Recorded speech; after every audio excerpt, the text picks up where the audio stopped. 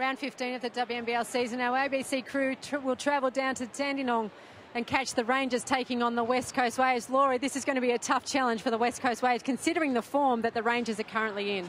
Absolutely, Narelle, and we know that West Coast, without Luella, and we're not 100% sure whether she will be playing or not. They took a real hit on that, and given the way that Dandenong is rolling right now, it is going to be tough. Dandenong, however, won't want to take anybody lightly. They're now vying for second spot on that ladder, and they want to really push Bendigo. So they will all be about fine-tuning, running maybe some new plays, getting Amy Clydesdale in there in the absence of Kath McLeod, so they won't be taking it anything but seriously. So obviously it's a challenge for the West Coast Waves to come up against the likes of a Penny Taylor and a Cappy Pondexter, although they have already. Is the challenge more so on the Dandenong Rangers?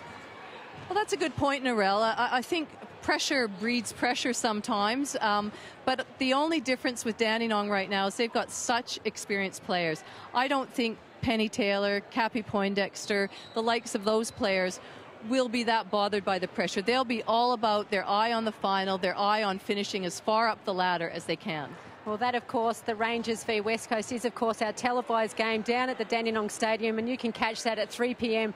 nationally on our ABC. Other games for the round, you'll see Canberra take on the Adelaide Lightning on the Friday night, so get out to the AIS Arena because they've kept their season alive. The Sydney Uni Flames will take on Bendigo at the Sydney University Aquatic Centre, and that'll be another big match for the Sydney Uni Flames if they need to keep their season alive. Melbourne Boomers will be back at the State Basketball Centre on the Saturday night, taking on the top of the table, Townsville Fire. That will be a big challenge for the Boomers.